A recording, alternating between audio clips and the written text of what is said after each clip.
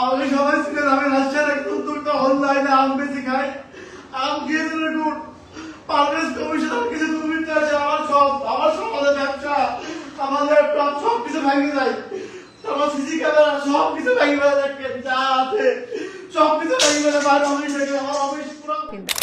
Mango লাভারের Murad Parvez অবশেষে স্বীকার করলো প্রথম আলোর নিউজ প্রকাশিত হওয়ার পরে, তারপরে অ্যাক্টিভিস্ট আশিক ভাইয়ের, সাংবাদিক আশিক ভাইয়ের নিউজ প্রকাশিত হওয়ার পরে স্বীকার করেছে যে তার এই ঘটনায় রাজনৈতিক কোনো সম্পৃক্ততা। আমার সঙ্গে কোনো রেশারেশি না, রেশারেশি তো আমার একটা অফিসের স্টাফ আশিক, তার সঙ্গে তার পারিবারিক কলহ, সেই জেরে আশিক আমার অফিসে কাজ করে, আমার অফিসে রাতে থাকি, মানে যেহেতু প্রবাসী টাকা অর্ডার করে রাতে সে ডিউটি করে। আপনি কি বিজনেস করেন? আমি অনলাইনে আম লিচু গিয়ে বিক্রি করি, আমার পেজের নাম হচ্ছে ম্যাঙ্গো লাভার। ম্যাঙ্গো লাভার? জি, আমার হচ্ছে ট্রেড লাইসেন্সও আছে, তো আমি ব্যবসা করি। তো আমার স্টাফের সঙ্গে যেহেতু ঝামেলা, পারিবারিক ঝামেলা, তো ওরা এক পক্ষ পারভেজ কমিশনার সবুজ তার গ্রামবাসী নটা কিছু টোকায় ছেলে পেলে আশিকের কাছে কথা বলতে আসে। তা আমি সবুজ ভাইয়ের সঙ্গে ভালো সম্পর্ক, আমি বললাম যে ভাই মিউচুয়াল করে দিই, আপনারা চলে যান, যেহেতু আমি অফিসের বস, সুন্দর করে ওখানে মিউচুয়াল করে অনেক পাঠাই দিলাম, আমরা চলে আসছি হেঁটে হেঁটে। এক পর্যায়ে কি হয়, ধর করে এই পাঁচ ধর প্রায় 30 থেকে 40 জন, আমি আনুমানিক বললাম, তার বেশি হতে পারে। পারভেজ কমিশনার সবাই আরো সংখ্যক আমাদের বাড়িতে আসতে ফুটে কাছে আসে, এগুলো পাথারি মার। তা আমি সবার আগে ছিলাম, আমি উপরে উঠে গেছি। তা আমার যে তানিম একবারে নাকটা ফাটাই গেছে, আর সাক্ষী দেখ বাইরে একদম ট্যাগটামি আমার সব থেকে আসেন লোক। উনি কোথায়? রাজশাহী মেডিকেল ভর্তি আছে এখন স্যার। দিয়ে উই আর ঢুকতে আমার বাড়ি শেষ করে দিয়েছে, দিয়ে অফিসে ঢুকি।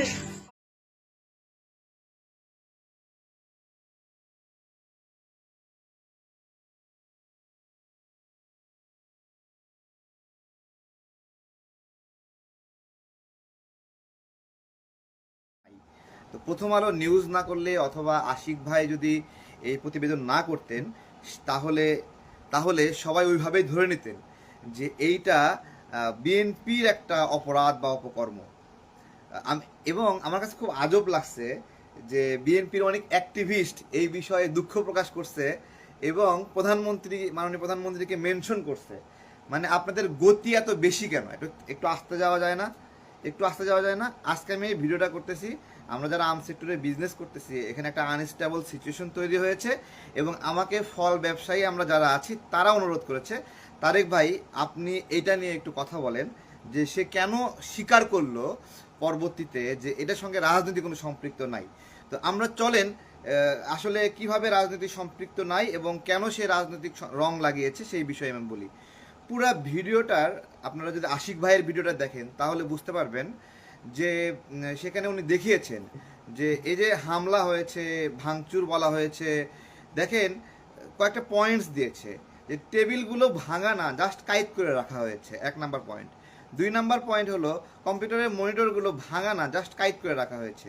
3 নাম্বার পয়েন্ট হলো ল্যাপটপগুলো ভি টাইপে উল্টা করে রাখা হয়েছে, ঠিক আছে। এবং এই কোনো ইলেকট্রিক পণ্যতেই ওইখানে কোনো আঁচড় ছিল না, ভাঙচুর ছিল না। আরেকটা পয়েন্ট আশিক ভাই ধরেছেন যে সে যখন এই কান্নাকাটি করছিল, ভাঙচুর করছিল, তখন একবারে টপ পিকে তার বিজ্ঞাপন চলছিল সারা বাংলাদেশে এবং এই বিজ্ঞাপনের রেশিওটা দিনে লক্ষ লক্ষ টাকা, এরকম হবে না? মানে সারা দেশে যে স্প্রেড করছে, তো এটা যে লক্ষ লক্ষ টাকা, এটা আপনারা নির্ণয় করবেন কিভাবে? জাস্ট ওনার পেজের লিঙ্কটা এবং ইউটিউবের লিঙ্কটা আপনারা কে কত ডলার ব্যয় করলো, এইটা আপনারা যদি আপনার হলো ওই অপটিমাইজারে দিয়ে চেক করেন তাহলে সঙ্গে সঙ্গে বুঝতে পারবেন প্রত্যেকটা পেজেই কত টাকা ডলার। যেমন নির্বাচনের সময় জামাত কত ডলার ব্যয় করলো, বিএনপি কত ডলার ব্যয় করলো, এটা কিন্তু দেখা যায়। কিন্তু তেমনি আপনারা দেখবেন যখন তার এই ভাঙচুর কান্নাকাটি হচ্ছিল তখন তার ডলার এক্সপেন্সের রেটটা দেখবেন শুধু, যে সে এই সময় দেখাচ্ছে সমস্ত কিছু মানে অচল হয়ে গেছে, সমস্ত কিছু থমকে গেছে, কিন্তু তার অ্যাড রেশিও ধুমায় চলতেছে ওই সময়টাতে। অর্থাৎ ঠিক একই সাথে এদিকে কান্না করছে, একই সাথে বিজনেস আউটপুট পাওয়ার জন্য সে ধুমায় এটাকে মানে বুস্ট চালাচ্ছে, মানে দুটো একসাথে ক্রমাগতভাবে, যেটা আশিক ভাই দেখিয়েছে। আমরা আশিক ভাইয়ের এই ভিডিওটা আপনারা দেখলে পুরাটা পুরোটা বিষয়। আমি আশিক ভাইয়ের পেজ তো দেখাই দিচ্ছি, আমি পুরো ভিডিও দেখানোর প্রয়োজন নাই। আশিক আহমেদ ভাই, আপনাকে থ্যাংক ইউ যে আমাদের আর্ম সেক্টরে আনস্টেবল কোনো ঘটনাতে আপনি হাত দিয়েছেন, এবং প্রথম আলোকেও ধন্যবাদ যে আপনারাও এই ঘটনা তুলে ধরেছেন। তো আপনার এখানে সে যে জায়গা থেকে বিএনপির একজন কমিশনারের নাম এসেছে, সেই কমিশনারটা আশিকেরই স্টাফদের দুই পরিবারের দ্বন্দ্ব হচ্ছে। হ্যাঁ, মুরাদ পারভেজের স্টাফদের দুই পরিবারের দ্বন্দ্ব হচ্ছে, এবং সেইটা কয়েক দফায় ওই কমিশনার সেই দ্বন্দ্ব মেটানোর চেষ্টা করেছে, যেটা প্রথম আলোতে উঠে আসছে এবং আশিক ভাইয়ের প্রতিবেদনে উঠে আসছে। ঠিক আছে, তো কমিশনের নাম হলো পারভেজ না? হ্যাঁ, কমিশনের নাম পারভেজ। সে তো মাইনকা চিপায় পড়ে গেছে। পারভেজ সাহেব মাইনকা চিপায় পড়ে গেছে কেন? বিএনপির অ্যাক্টিভিস্টরা প্রধানমন্ত্রীকে মেনশন দিয়া মানে পারভেজের মানে আন্ডারওয়্যার খুলে দিছে। কি একটা অবস্থা! আমি বিএনপির ভাইদেরকে বলবো, মানে কান্নাকাটি করার ক্ষেত্রে আরেকটু স্লো, ঠিক আছে, একটু স্লো যাইতে হবে, তাই না? একটু স্লো না গেলে আপনার লোককে কোন জায়গা থেকে ক্ষতিগ্রস্ত হয়। একটা ধরেন একটা দোষী মানুষকে আপনি ফাঁসি দিবেন, কোনো সমস্যা নাই, কিন্তু একটা নির্দোষ মানুষকে 10 দিনের জন্য আপনি কেন জেলে রাখবেন? সেটা হলো আমার প্রশ্ন। ঠিক আছে, তো যাই হোক, আজকে প্রথম আলোতে যে পয়েন্টসগুলো এসেছে, আমি সেই পয়েন্টসের দুটা পয়েন্টস জাস্ট শোনাবো, আর ঠিক 1 মিনিটের মধ্যে এটা আমি শেষ করে দেবো ভিডিওটা। আমি একটু দেখাই তার যে স্টাফ, সেই স্টাফের দুটা গ্রুপ এবং তাদের পারিবারিক দ্বন্দ্ব। পুরো প্রথম আলো রিপোর্ট আপনারা দেবেন, পুরো পারিবারিক দ্বন্দ্ব। আমার এখানে নেটটা আসতেছে না, আমি এখানে কমেন্টে প্রথম আলো নিউজটা দিয়ে দেবো, এবং পাশাপাশি এখানে আশিক ভাইয়ের নিউজটা আমি দিয়ে দেবো। ম্যাঙ্গো লাভারের মুরাদ কেন তাহলে স্টাফদের এই পারিবারিক বা ব্যক্তিগত ঝামেলাটাকে নিজের ব্যবসার উপরে হামলা বলে চালিয়ে দিতে চাচ্ছেন? ওনার কথাবার্তায় অসংলগ্নতা স্পষ্ট। আরেকটা গুরুত্বপূর্ণ বিষয় যেটা না বললেই নয়, সে যদি এত ক্ষয়ক্ষতির সম্মুখীন হয়, হামলা ভাঙচুরের শিকার হয়, তাহলে তার অ্যাড বিজ্ঞাপন পরিচালনা এখনো চালু আছে কিভাবে? তার সব যদি শেষ হয়ে যায়, তাহলে এই অপারেশন সচল আছে কি করে? কিছুদিন ধরে এই ম্যাঙ্গো লাভারের বিভিন্ন কর্মকাণ্ড এবং একটা হারাম বিষয় নিয়ে দীর্ঘ আলোচনা শোনা যাচ্ছে, যে আলোচনার উপসংহার একটা টুইস্ট শুনেছেন? টুইস্টটা হলো আশিক ভাই বলেছে একটা হারাম বিষয় নিয়ে দীর্ঘ আলোচনা আছে। আশিক ভাই, আপনি খুব চালাক, হারাম বিষয় বলছেন কিন্তু হারাম বিষয়ের ব্যাখ্যা দেননি, এটা কিন্তু উচিত না। ঠিক আছে, তো যাই হোক, মানে আমার বউ পর্যন্ত আমাকে ধাক্কাধাক্কি করছে, তুমি একটা ভিডিও বানাও, তাকে নিয়ে একটা পোস্ট করো। ঠিক আছে, তো আমি তাকে নিয়ে অবশ্যই পোস্ট করতাম, এবং আমি একটা জিনিস খোঁজার চেষ্টা করেছি। আচ্ছা, তার ওখানে তো সিসিটিভি ক্যামেরা ছিল।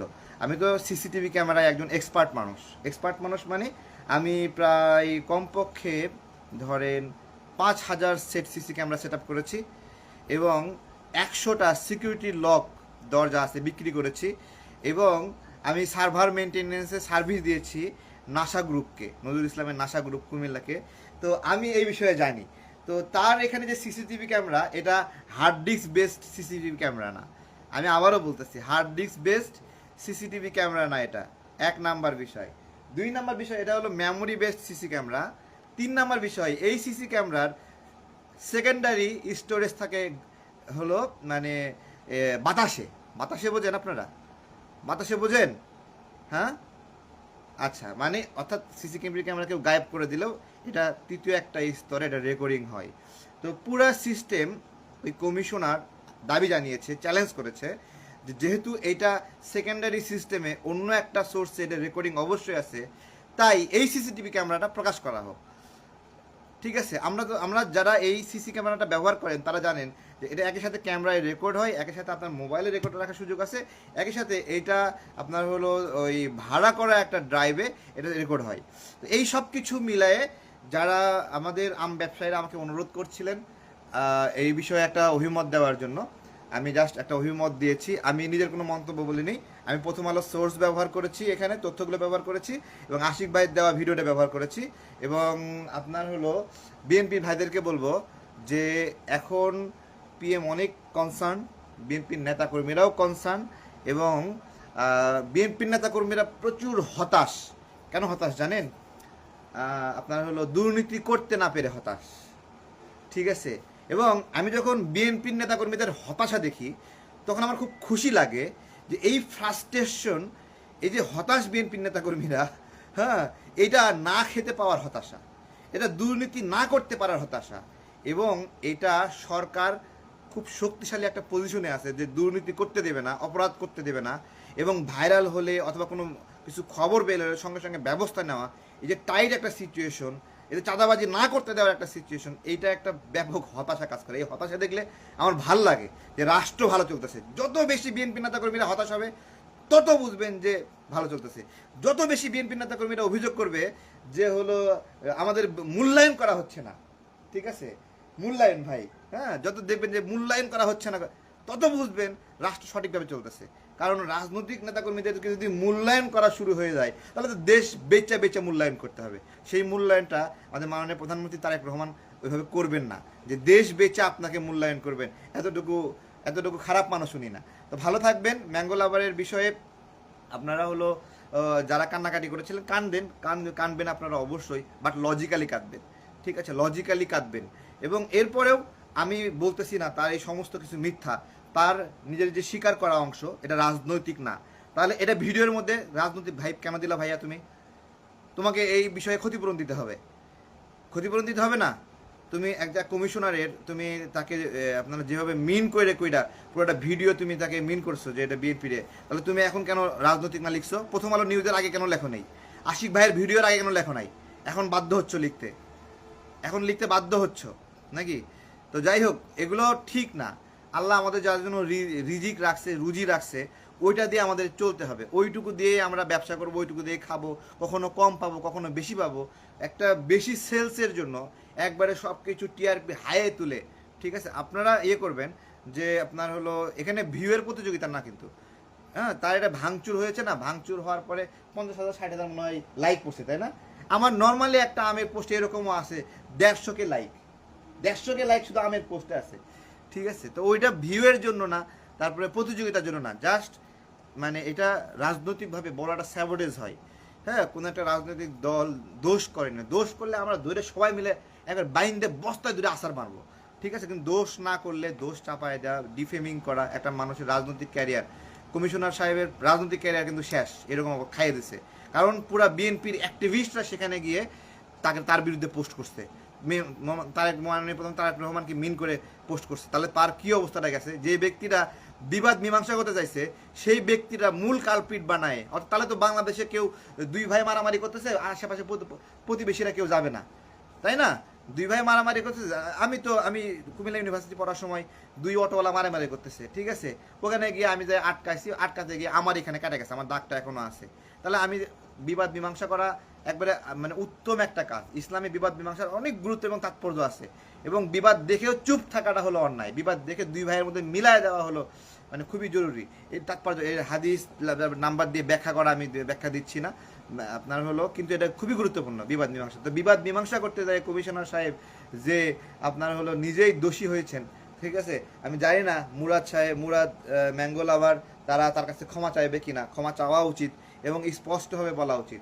এবং পয়েন্ট টু পয়েন্ট বলি, আজকে আবার বলি, তার যে ডিভাইসগুলো, সেই ডিভাইসগুলোর আমরা ভিডিওতে স্ক্রিন দেখেছি, একবারে মার্ক করে করে 7-8টা ডিভাইস দেখানো যাবে যে এই ডিভাইসগুলোর গায়ে কোনো আঁচড় লাগেনি, এবং সেই ডিভাইসগুলো তার সামনে এনে আবার দেখানো উচিত তার ডিভাইসগুলো 100% ঠিক আছে। শুধু ভাঙা দেখা গেছে কি জানেন? হ্যাঁ, 200 টাকার কাচের গ্লাস ভাঙা দেখা দিয়েছে। এবার আসেন 15 লাখ টাকার ঘটনা বলি, 15 লাখ টাকার ঘটনা বলবো। আচ্ছা, আমরা যারা আমের ব্যবসা করি আমরা সবাই ক্যাশলেস লেনদেন করি নাকি? হ্যাঁ, একবারে 98% ক্যাশলেস লেনদেন করি। কত পার্সেন্ট বলছি? 98%। গত এক মাসে আমার পকেটে 100 টাকার একটা নোটও ঢোকে নাই, 100 টাকার একটা নোট আমি পকেটে রাখি নাই। এবং আমরা ক্যাশলেস লেনদেন কেন করি জানেন? আমরা এমন ভিড়ের মধ্যে বাজারে ঢুকি, এমন এলাকায় ঢুকি যেখানে পকেট মারার সম্ভাবনা থাকে, এবং মাত্র একটা সিঙ্গেল মোবাইল নিয়ে আমরা ঢুকি, ক্যাশলেস লেনদেন করি। সুতরাং একসাথে অফিসে 15 লাখ টাকা রাখার কোনো প্রশ্নই আসে না, একবারে অসম্ভব মানে অসম্ভব। আমরা প্রত্যেকে ক্যাশলেস লেনদেন করি, প্রত্যেকটা আমের ব্যবসায়ী, সেটা ঘরের বাজার বলেন, পপি আপু বলেন, আমি বলেন, অথবা বীরবল বলেন, অথবা ম্যাঙ্গো লাভার্স মনা, মনা কেমন আছেন? মনা কই, মনার একটা প্রতিক্রিয়া চাই আমাদের মনা ভাই। মনা ভাইয়ের সাথে আমার শামীম ভাই না না কি, শামীম ভাইয়ের সাথে আমার খুব ভালো বোঝাপড়া, আমরা একসাথে ব্যবসা করি। মনা ভাইয়ের একটা প্রতিক্রিয়া চাই। মনা ভাই কই? মনা ভাইয়ের ব্যবসা অনেক ভালো চলতেছে, ঠিক আছে। উনি আমার একটা আইফোন উপহার দিয়ে বলছে, সর্বনাশ, আম কিনবেন আইফোন পাবেন। ম্যাঙ্গো লাভার্সের আরেকটা ভাগ আছে তাই না, একটা হলো ওই মনা ভাইয়ের ম্যাঙ্গো লাভার্স আর একটা মুরাদ ভাইয়ের ম্যাঙ্গো লাভার্স, দুইটা। তো মনা ভাইয়ের পেজে ঘুরে আসবেন, আইফোন অফার আছে ওখানে, ওখান থেকে আইফোন উপহার পাবেন যারা। এবং এটা কিন্তু আইফোন 17 প্রো ম্যাক্স দেবে, ঠিক আছে। বীরবল কোনো উপহার দেয়নি, তারপরে পপি আপু কোনো উপহার মনে হয় দেয়নি তাই না, দিছে না? উপহার দিবে নাকি? না, দেয়নি দেয়নি, ঠিক আছে। আমার উপহার আছে, আমি 12 জনকে ব্যানানা ম্যাঙ্গোর প্যাকেজ দেব যারা আমার কাছে আম অর্ডার করবে। ভালো থাকবেন, আসসালামু আলাইকুম।